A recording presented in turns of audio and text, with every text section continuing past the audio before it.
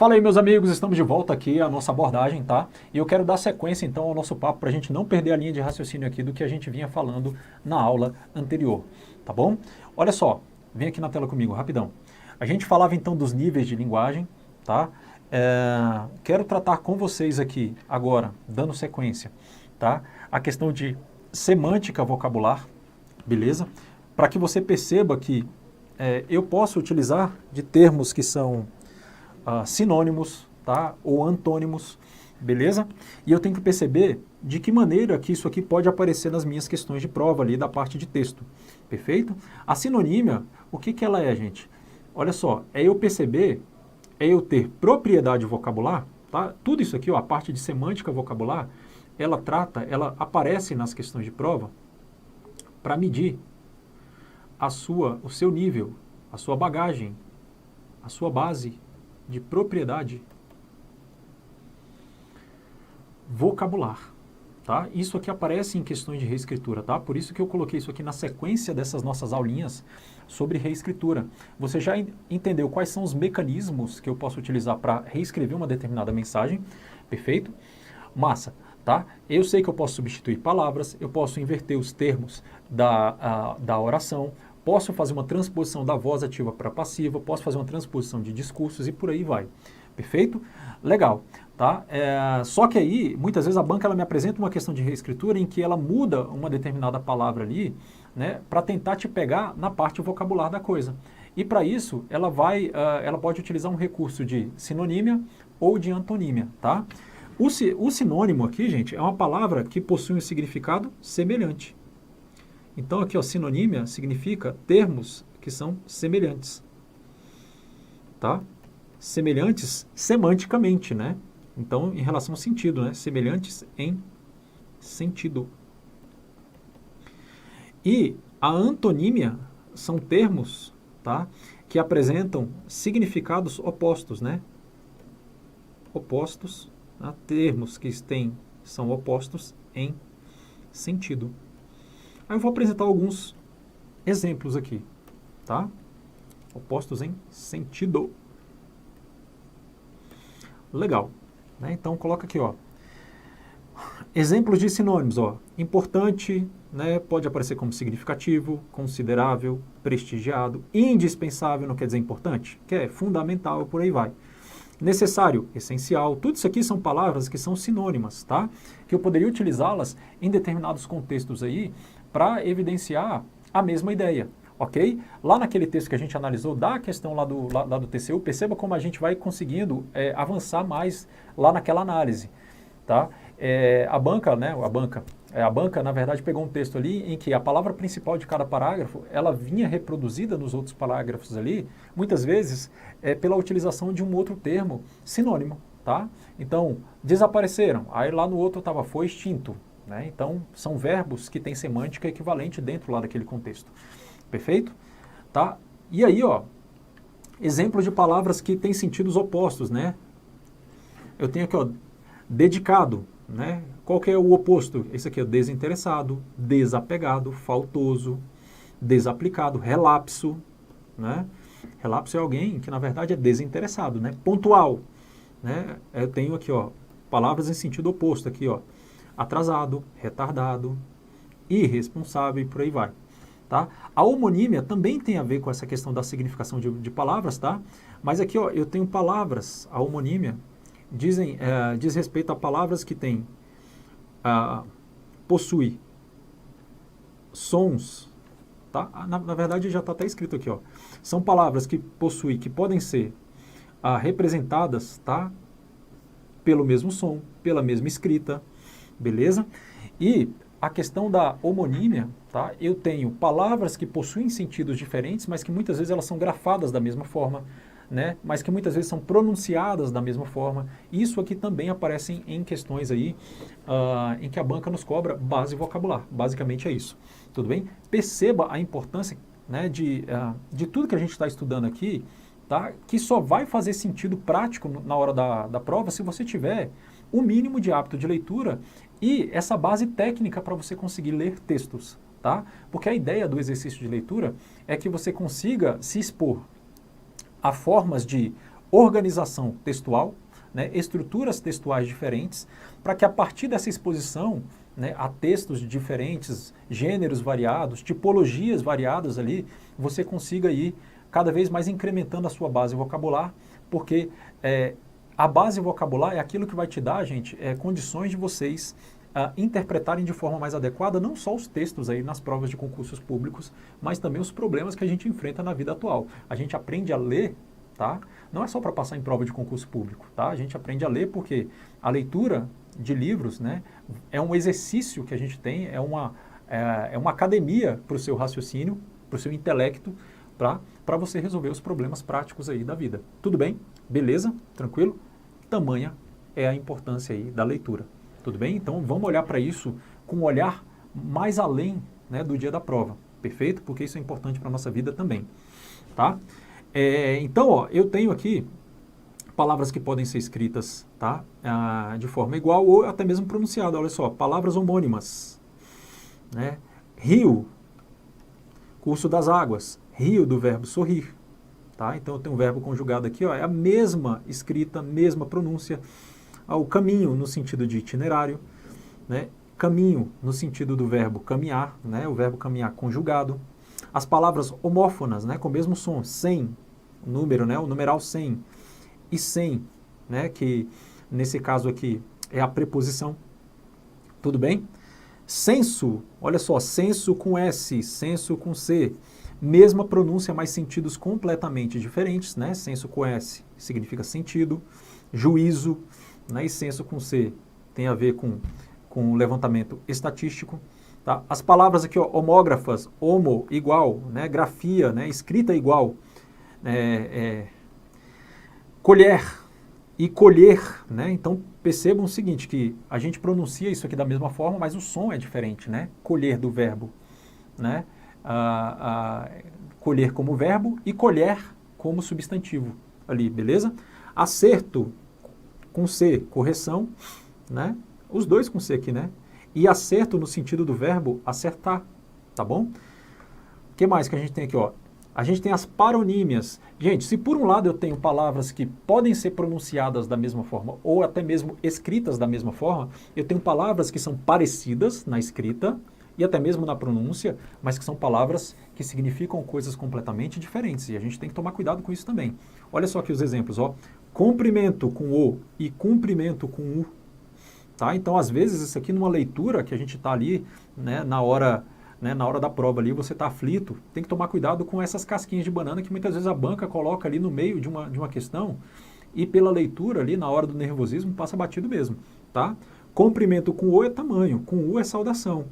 Imigrar é entrar no país e emigrar é sair do país. Tá?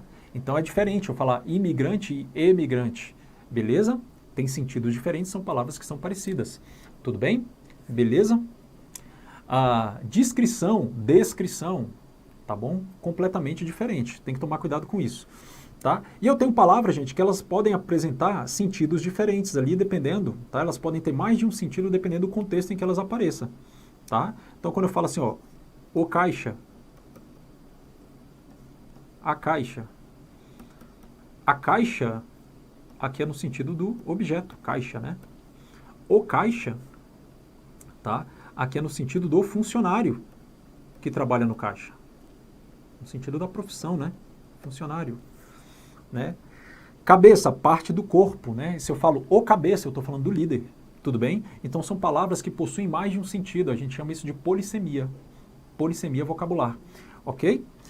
Tá? E eu tenho palavras também, por outro lado, que só tem um sentido, que são as palavras monossêmicas. Né? Então, estetoscópio é uma palavra que designa um instrumento médico. Uma palavra que só tem um significado. Beleza? Tranquilo? Então, basicamente, ó, essa teoria, tá? Já falamos sobre denotação e conotação. Denotação, aqui é que a gente chama de palavra sendo utilizada no sentido lexical ou sentido real. Tá? E a conotação, eu tenho palavras sendo utilizadas no sentido figurado,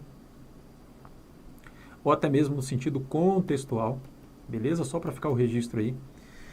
Tá? Falamos sobre hiperonímia e hiponímia, tá? Quando a gente estudou ali as formas de coesão textual, né? Eu posso promover coesão textual utilizando como referência de um termo que eu já citei anteriormente, um hiperônimo, né? Lembra lá da baleia?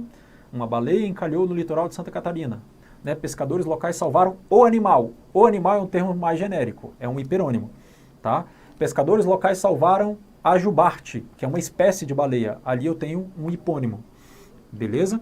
Então, ó, hiperonímia, tá? Ele fala aqui, ó, me diz respeito a essa questão de hierarquia, né? Enquanto a hiperonímia me dá uma ideia, né, de um termo que é mais genérico,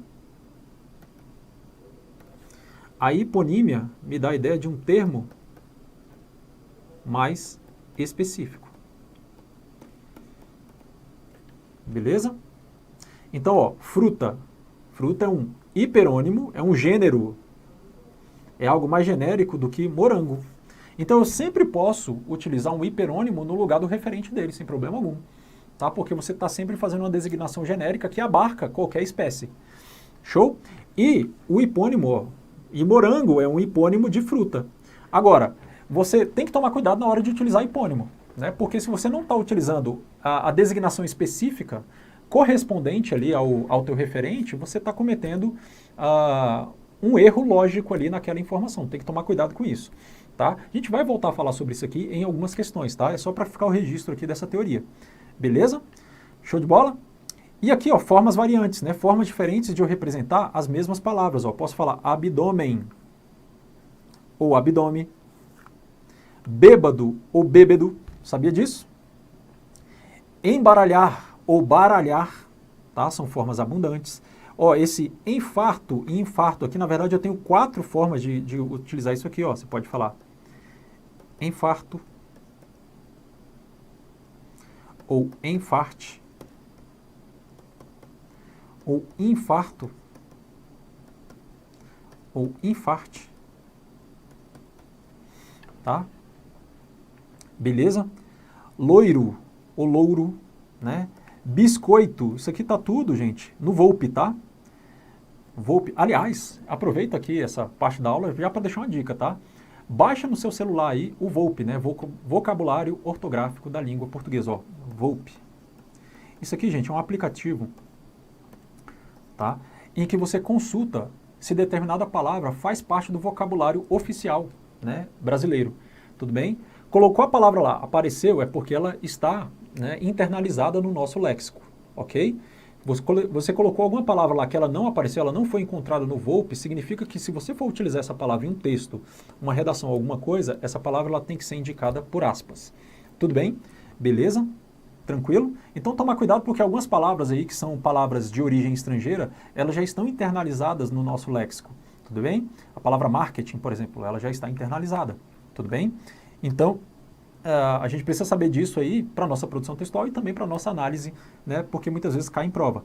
Olha só que interessante aqui, ó. Biscoito, né? Eu tenho biscoito, tá? Ou você pode falar assim, ó, biscoito, biscoito.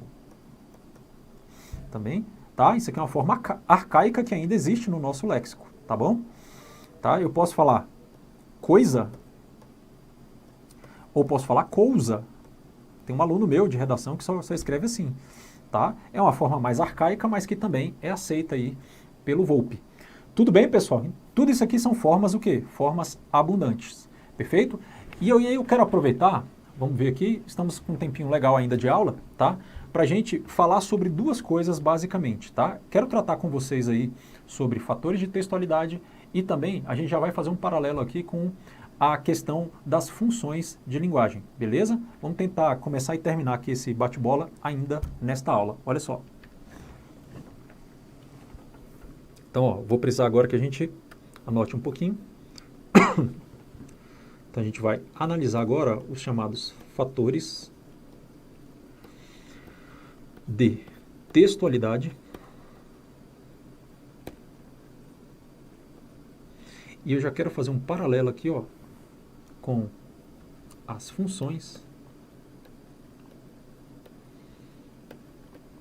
de linguagem. Beleza? Massa. Então vamos lá. Então, ó, vou primeiro anotar e depois a gente comenta isso aqui, tá? Eu tenho aqui, ó, a intencionalidade.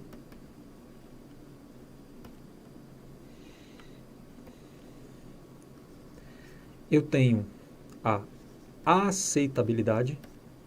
Vou melhorar isso aqui. Aceitabilidade.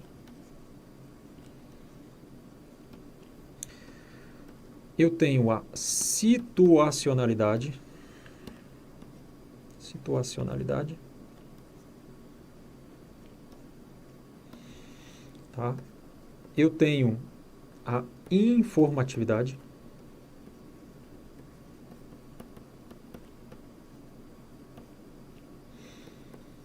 E aqui, ó, eu tenho coesão, vamos deixar assim, ó, coesão barra coerência.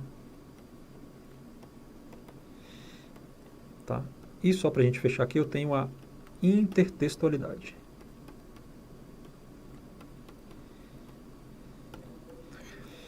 Galera, volta aqui para mim, rapidinho. Fatores de textualidade, tá? São os elementos que me dizem se um texto é ou não é um texto, tá? Como assim, professor? O texto, a gente já sabe, lá da primeira aula, que é um veículo que serve para transportar uma determinada mensagem, do produtor dessa mensagem até o seu ou os seus destinatários. Tudo bem? Isso a gente viu lá na nossa primeira aula, né? Primeiros 5 minutos aqui de curso, né? Os primeiros 5 minutos, eu falei da teoria da enunciação, em que eu tenho um enunciador, o texto e o enunciatário. Ok? Massa. O texto ele é o veículo que vai transmitir uma determinada mensagem. Legal. Só que para um texto ser chamado de texto, ele tem que ser capaz de transmitir uma mensagem. E para que um texto transmita uma mensagem, e essa mensagem tem que fazer sentido para quem vai receber essa mensagem, ok? Tem que ser uma mensagem compreensível, né, do ponto de vista linguístico, tá? Esse texto ele tem que apresentar alguns fatores, beleza? E um fator, ele vai se somando a outros fatores, tudo bem? Então, um texto ele tem que apresentar todos esses fatores aqui em maior ou menor grau, tudo bem? Um não suplanta o outro, na verdade, um complementa o outro, tudo bem? Então, aqui, ó, o que eu tenho aqui, ó, voltando lá? Fator de textualidade, a gente vai dizer genericamente o seguinte, ó, que o fator de textualidade são os elementos que caracterizam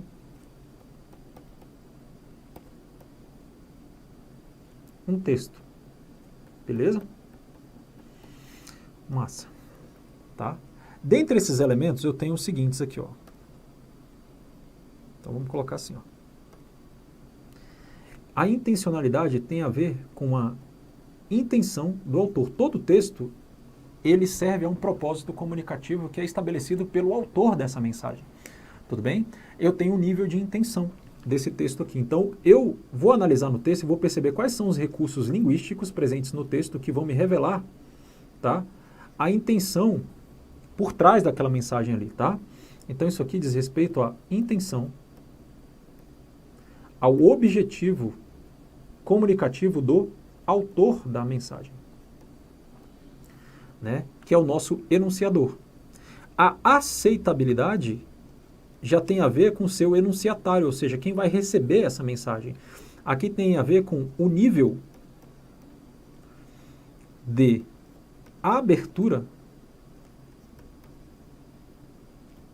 tá? O nível de abertura ou simplesmente de aceitação do destinatário ou enunciatário, né? Que a gente chama de enunciatário.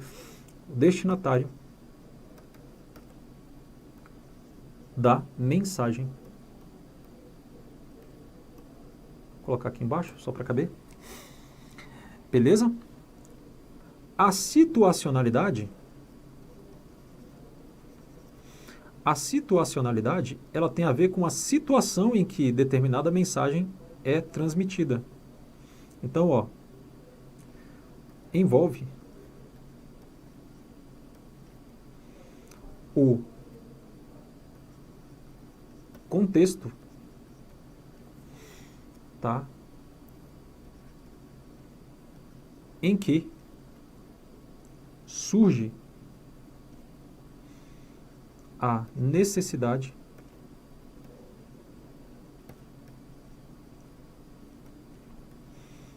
da mensagem. Legal.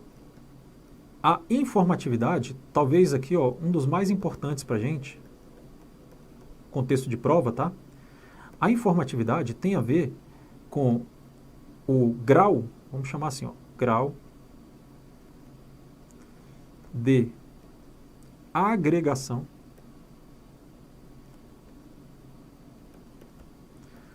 de valor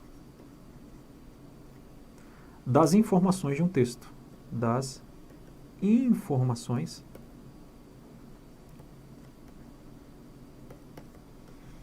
de um texto.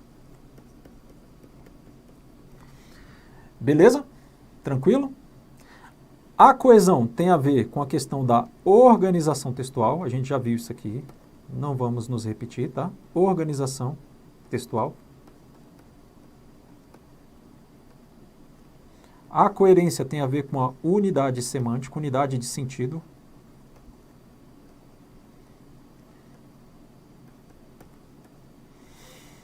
Beleza? E a intertextualidade tem a ver com você utilizar, vamos puxar para cá, ó, é você utilizar falas, expressões, tá? E palavras de outra pessoa para você transmitir uma determinada mensagem, ok? Então, ó, a utilização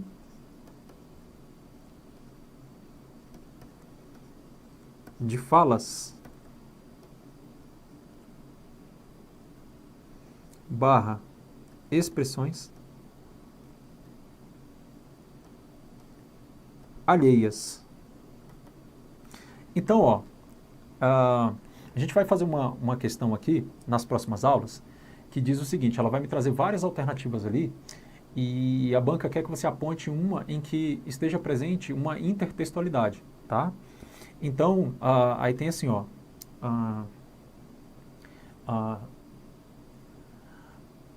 tem vários exemplos, né? Deixa eu tentar lembrar de uma aqui, ó, dessa questão, né? Eu não sei se eu coloquei essa questão aqui no material, mas ele fala assim, ó,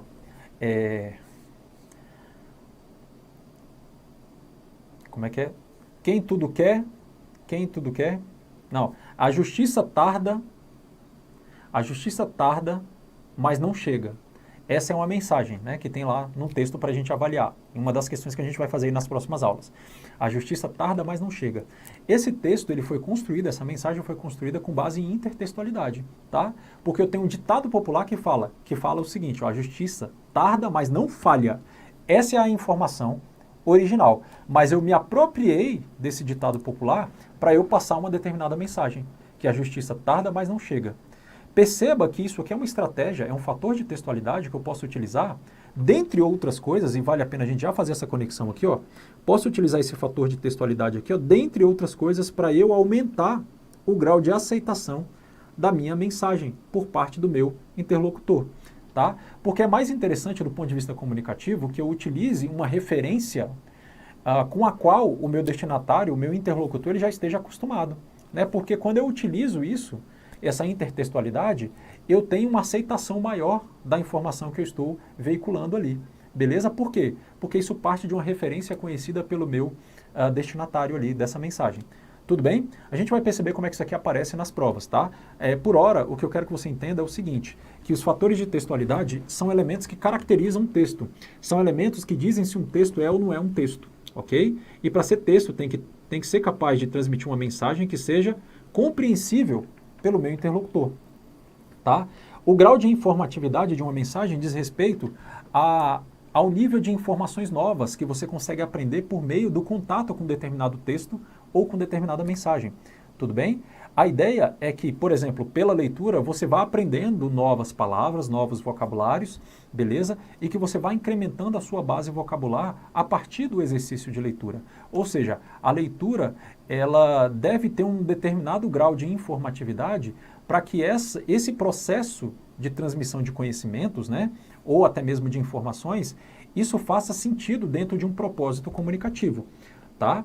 E não se engane, um texto, por exemplo, com alto grau de aceitabilidade, né, que é um dos fatores de textualidade que a gente está estudando aqui, não significa que é um texto, né, por exemplo, a informação aqui é a seguinte, ó, um texto, pergunta a vocês, ó, só para formular melhor aqui o raciocínio, né?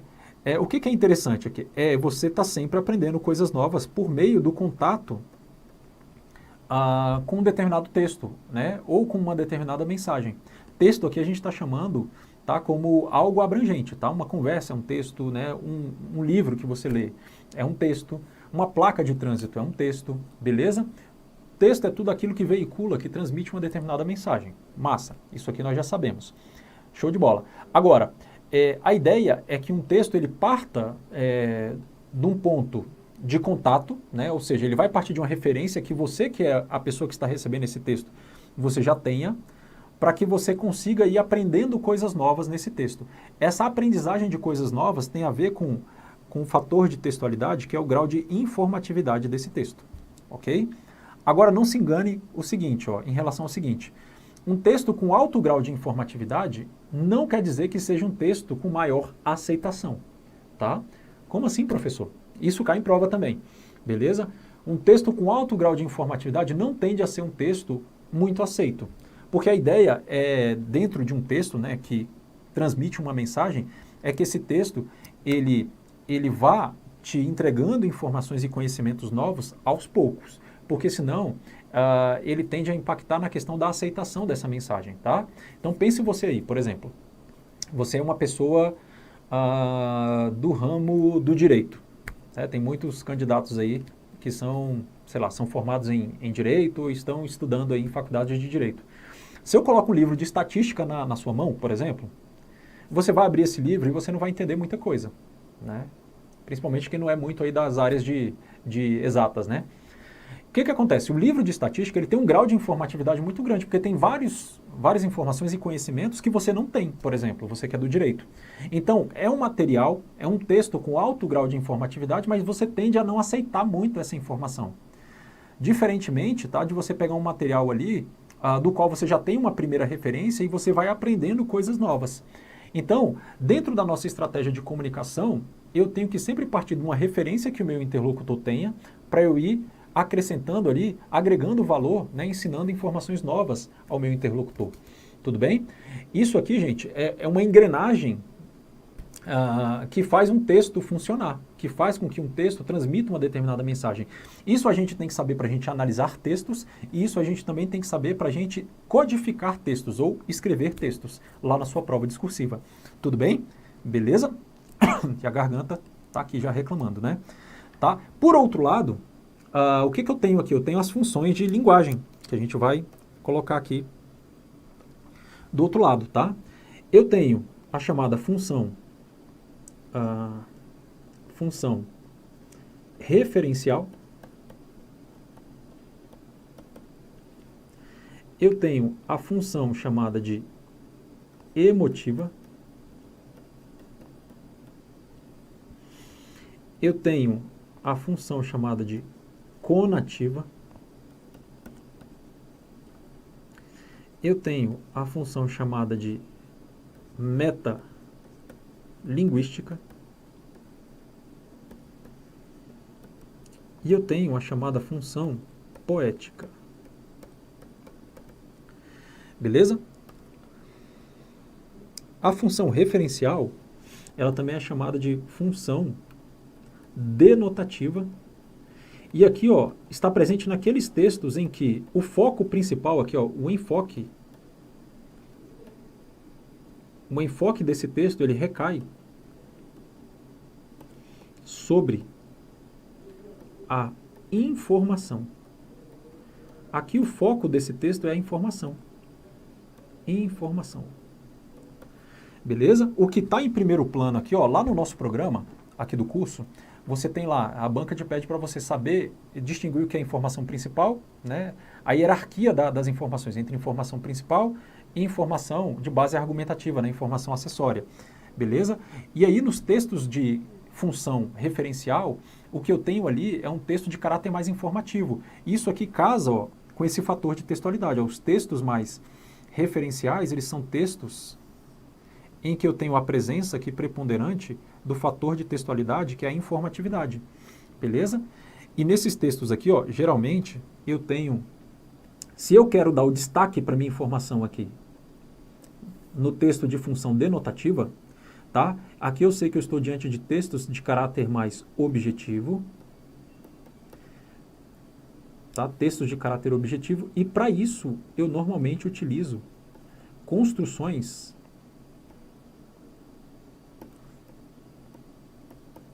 em terceira pessoa do singular. Terceira pessoa do singular. Quando a gente utiliza a terceira pessoa do singular, tá? A gente coloca a informação em evidência, tá? Exatamente por isso que lá naquelas aulas lá de redação, o professor fala assim, olha, a sua redação deve ser construída em terceira pessoa. Por quê? Porque quando você constrói uma informação em terceira pessoa, o que fica em evidência é a informação que você está veiculando. Por isso que aqueles textos lá de caráter expositivo são textos, né, que devem ser construídos em terceira pessoa, tudo bem? Para você dar um caráter referencial para essa informação. Textos aqui, ó, de função emotiva, também chamada de função expressiva. Aqui, ó, um enfoque, vou colocar aqui, ó, enfoque. O enfoque da comunicação recai sobre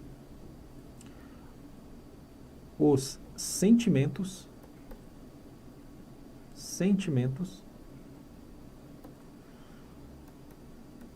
do autor dessa mensagem. Sentimentos e sensações do autor dessa mensagem. Aqui eu tenho uma presença marcada, tá? Aqui, ó, eu tenho presença da primeira pessoa do singular. Primeira pessoa do singular. Aqui, ó, é o eu que impera aqui. O que fica em evidência é o que você sente e não a informação que você está veiculando. Tá? Então, essa função emotiva está muito presente aí em textos até mesmo de gênero literário, né? Em que a gente tem o eu lírico, beleza? Que ali o autor ele tem o objetivo de expressar os sentimentos dele, as angústias e etc. Tudo bem? A função conativa, também chamada de função apelativa, conativa barra apelativa, aqui, ó, você tem um enfoque, vamos só colocar assim, ó, enfoque, para ficar mais objetivo. O enfoque recai aqui, ó, na persuasão. Aqui você quer persuadir o destinatário. Beleza? Aqui, ó, muito presente em linguagens de campanhas publicitárias, tá? Aqui, ó, muito presente em campanhas publicitárias. Aqui a empresa quer que você compre, é ou não é? Então ela utiliza uma linguagem mais apelativa aqui, ó. Campanhas publicitárias. Campanhas também do governo, tá? Beleza? A função metalinguística, por sua vez aqui, ó. O meu enfoque